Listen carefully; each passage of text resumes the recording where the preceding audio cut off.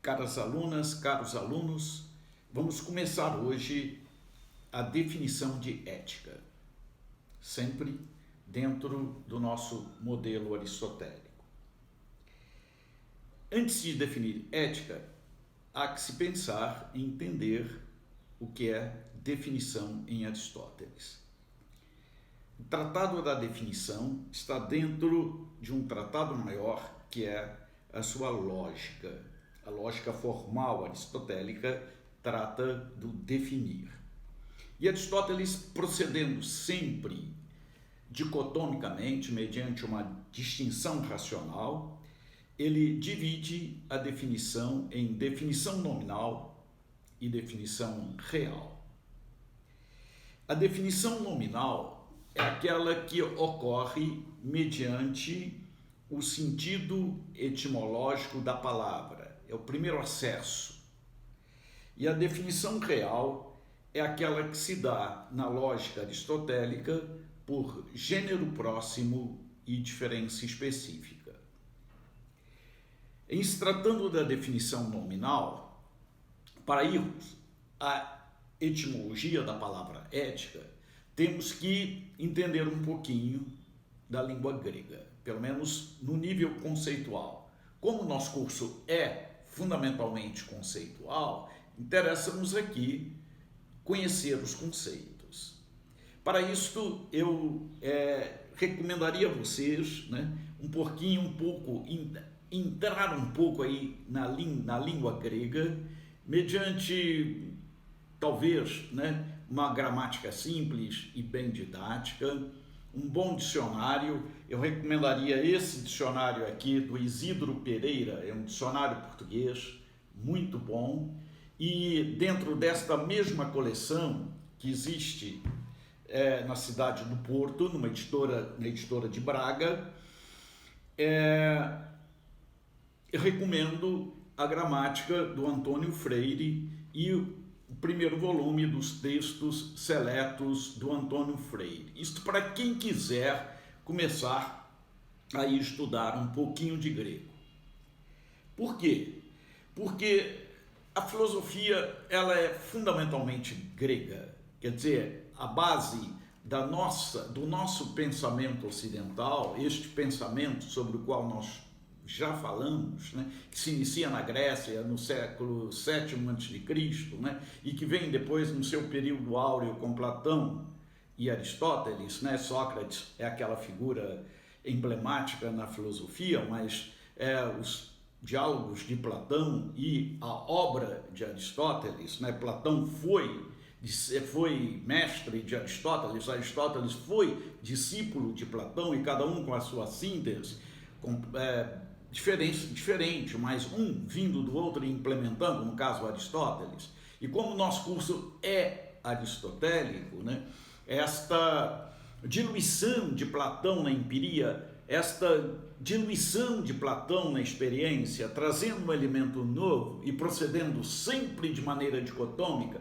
racional, Aristóteles, vamos então precisar do grego, um pouquinho do grego para isso. O grego, a língua grega é uma língua muito precisa, muito precisa. Ela tem tempos de verbos, como, por exemplo, o auristo no passado, o auristo primeiro, o auristo segundo, além do passado que nós temos, quer dizer, o perfeito e imperfeito mais que perfeito. Ela tem uma voz média, além da voz ativa e da voz passiva, e ela tem letras que não existem no nosso alfabeto. Isso que nós vamos entender e tentar entender para pronunciarmos e detectarmos bem o sentido etimológico de ética. Em se tratando da definição real, a definição da definição, ela se dá por gênero próximo e diferença específica, na lógica de Aristóteles. A forciori também na lógica de Tomás, porque Tomás de Aquino ele vem de Aristóteles, ele usa Aristóteles praticamente na sua filosofia inteira como mestre. Então, o que é o gênero próximo? O gênero próximo é aquele elemento comum, igual, e a diferença específica é aquele elemento particular. A própria palavra nos diz a diferença específica, que é categoricamente individual, para que, naturalmente, a definição possa se dar. Toda definição se dá através de um gênero próximo e de uma diferença específica. Assim, por exemplo, homem, né? Animal, que é o gênero, então vale para o homem, vale para o animal. Racional, a diferença específica. Vou definir, por exemplo, uma ciência como a física. O gênero da física são os corpos, né? Chamado também de objeto material. Quer dizer, o corpo, ele é objeto da física. O corpo é objeto da química. O corpo é objeto da biologia, por isso, gênero próximo, ao qual se acrescenta a diferença específica. Bom, quando eu falo mudança acidental, queda dos corpos, por exemplo, né? Houve aqui um fenômeno, né? Que mudou, que houve uma mudança, houve um fenômeno físico aqui. E aí então eu vou dizer, olha, este fenômeno, que é fundamentalmente físico, é a diferença específica que vai se atrelar ao gênero, em se tratando da física. E aí eu defino, física é a ciência que estuda ou que versa sobre as mudanças ou os fenômenos acidentais dos corpos. Gênero próximo, diferença específica. Se o fenômeno é substancial, se muda a substância, aí já não é mais físico, mas químico. E pode ser um e outro, físico-químico. E se é vida, então é o corpo vital, é o corpo automóvel, é o corpo com vida, então é o corpo objeto da biologia. Então o corpo, que é objeto da física, objeto da química, objeto da biologia, é o gênero. Agora, enquanto apresenta fenômenos acidentais, é física, diferença específica. Enquanto apresenta fenômenos ou mudanças substanciais, é química. E enquanto apresenta, é visto sob o ângulo da vida, se é o caso, se for o caso, é biologia. E assim então vamos, digamos assim, traçar esse parâmetro para tudo. É o modo como se define. É assim que se define de uma maneira formal. Vamos iniciar então a definição nominal de ética. Ao iniciarmos, nós nos deparamos com um problema de ortografia, um problema ortográfico que é um problema grego, como eu falei, grego. Falei que o grego é específico, o grego tem, digamos, tempos próprios, vozes próprias, além das nossas que nós conhecemos, e tem letras próprias. E letras que, ao nosso ver, digamos assim, diante de uma visão brasileira, portuguesa, latina, podem parecer, digamos assim, iguais, mas não o são. Em grego existem dois es e existem dois os. Existe um e, que é breve, que se chama y. E existe um e, que é longo e se chama eta. A ortografia dos dois es é diferente. A do epsilon é como o nosso e, maiúsculo e minúsculo, um é pequenininho e um é grande, este é o epsilon, e o eta é como se fosse o H maiúsculo nosso, no eta maiúsculo, e o N minúsculo nosso é o eta minúsculo. Bem, o que quer dizer isso? Isto quer dizer que palavras escritas com epsilon, ok? E há palavras escritas com eta. Quando se trata de ética, a raiz, o radical, é ethos, que se translitera assim: nós vamos ver como é que fica este depois TH, que é a transliteração do θ, né? H, TH e OS. Né? Então nós vamos ter ethos, escrito de dois modos,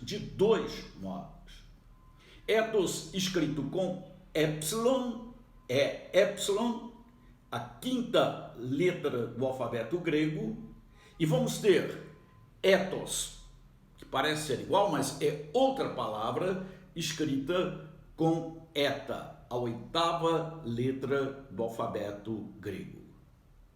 O som é o mesmo? Sim, as palavras são diferentes. Duas palavras diferentes. Então, o que é eta escrita com y?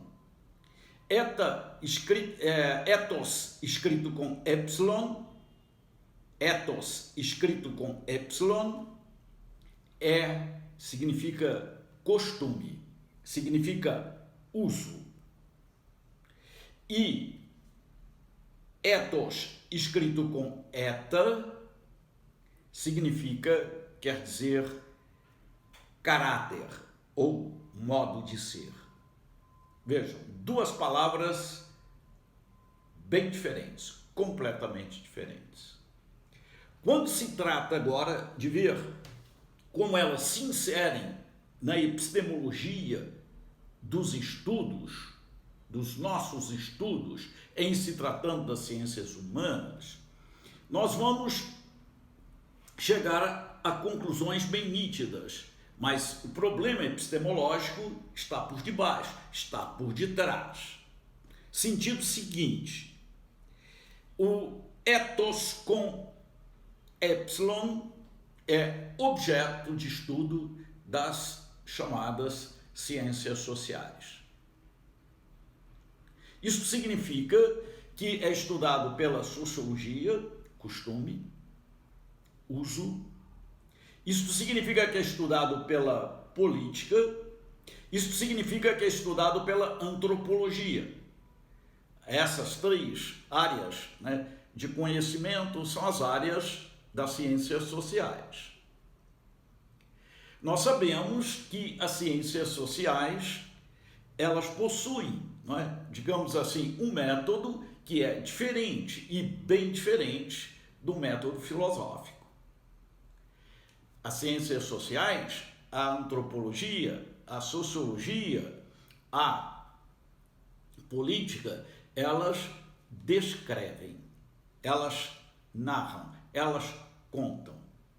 O cientista social tem que ficar distante e tem que ser neutro, o mais neutro possível nas suas análises. É claro que pressupõe-se aí uma estatística, muitas vezes um fieldwork, um trabalho de campo e uma possível, talvez, interpretação ou análise nesse contexto, mas sempre dentro de uma perspectiva neutral.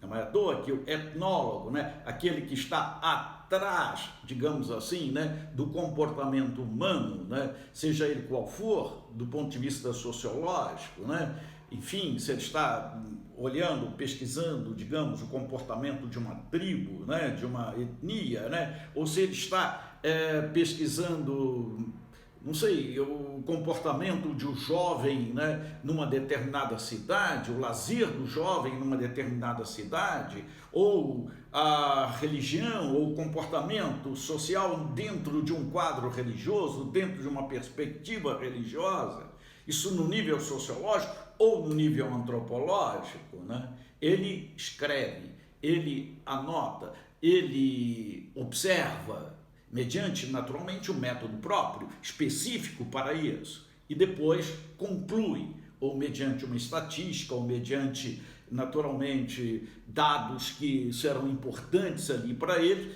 e que serão colocados para uma possível interpretação, digamos, né, dentro de um prisma também sociológico ou antropológico. É claro que, para interpretar, ele precisa de elementos que vêm de fora, claro. Ele já usa elementos de fora para fazer esse tipo de interpretação. Mas, vejam bem, a linguagem das ciências sociais é uma linguagem neutra. A racionalidade é uma racionalidade que conta, que narra, que descreve e que vê cada uma das suas perspectivas ou do seu objeto como uma perspectiva entre outras, quer dizer, dentro de um igualitarismo, né, que é, digamos assim, o modo de conceber e o modo de ser das ciências sociais. Isso é específico. Por isso, quando se fala em costume, quando se fala em uso, não se pode falar em ética. É muito comum, né, um cientista social, né, dizer, bom, aqui é moral, aqui então é uma perspectiva moralizante ou moralista, até no sentido, digamos, pejorativo da palavra, onde, digamos, né, o nosso modo de proceder, o nosso método não é capaz de, enfim, comportar. E estão certos, é isso mesmo. Não é? Agora, vejam bem, nós, na introdução à filosofia, nós dissemos, né, que não há filosofia sem que haja uma razão argumentativa, sem que haja uma razão que parta de confrontos racionais, claro, sempre dentro da racionalidade, e dilemas e oposições, com premissas para se chegar naturalmente, né, a uma conclusão dentro do espírito, digamos assim, da própria filosofia, né, dos sistemas, dos movimentos, das correntes filosóficas que fazem uma tradição que nós chamamos de história da filosofia. E aí vem justamente o outro ethos, o ethos escrito com eta, o ethos que vai significar caráter ou modo de ser. É diferente de costume ou uso. Enquanto o costume ou uso, objeto das ciências sociais, é uma perspectiva entre todas as perspectivas e tem um valor igual, é uma perspectiva entre outras e todas têm o mesmo valor, aqui não vai ser assim. Em se tratando da ética ou do caráter, não vai ser assim, né? Não será assim. A perspectiva é justamente, pressupõe uma referência e um valor, e esse valor é um valor que tem conteúdo e que vai naturalmente ter um significado preciso dentro do que nós chamamos em ética de ortopraxia, aquilo que deve ser feito. Entra então uma questão do valor, e entra no valor, entra também a noção de dever. Então, vejam, esta é a diferença fundamental entre as duas maneiras de escrever ética, ethos e a fortiori ética, né? Ethos sobretudo, né? E entre essas duas ciências, uma ciência dos costumes e uma ética valorativa, uma ética que pressupõe, digamos assim, uma escala de valores e um estar na escala de uma maneira precisa e um se encontrar dentro de uma escala de valores, dentro de um modo, digamos assim, de ser que nós chamamos de caráter. É claro que quando se trata disto, nós falamos da ação humana, do agir humano. O que está em jogo é isso, é o agir humano ou o agir propriamente humano. E quando se trata de um agir propriamente humano, isso é Aristóteles, não é? Trata-se de um pensar, e de um pensar que se transforma em ação. E de uma ação que se transforma em atitude quando é repetida. E de atitudes que se transformam em hábito. E de hábitos que compõem o sujeito. E aí nós vamos dizer, esse é o caráter, esse é o modo de ser daquele que age. E tudo isto, este contexto é o objeto de estudo. Quer dizer, é o contexto, sim, da ação e é o contexto do agir. É o contexto do agir que vai naturalmente se repetindo, e isso é próprio do ser humano, né? Faz hoje, faz amanhã, faz depois, faz, e vai naturalmente ali criando hábitos operativos, ok? Isso se transforma no próprio sujeito, e o sujeito reverte sobre o próprio sujeito, e o sujeito, então, é justamente, né, se diz isto, né, é isto, né, é uma segunda natureza. O agir é uma extensão do próprio sujeito, né? E passa a ser, então, justamente, esse estudo passa a ser, digamos assim, né, o estudo da ética, o estudo daquilo que nós vamos chamar, né, de filosofia moral ou ética, que em Aristóteles, naturalmente, são sinônimos. Penso que ficou claro. Esta é, digamos assim, a definição nominal de ética. Ou melhor, é a palavra que possui, não é, um radical, uma raiz, né? E a raiz é ethos com eta, e que é o caráter, o modo de ser como objeto de estudo. Muito obrigado por hoje.